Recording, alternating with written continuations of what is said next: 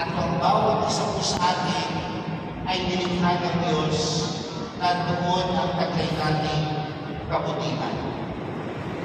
Ngunit bakit may kasamaan?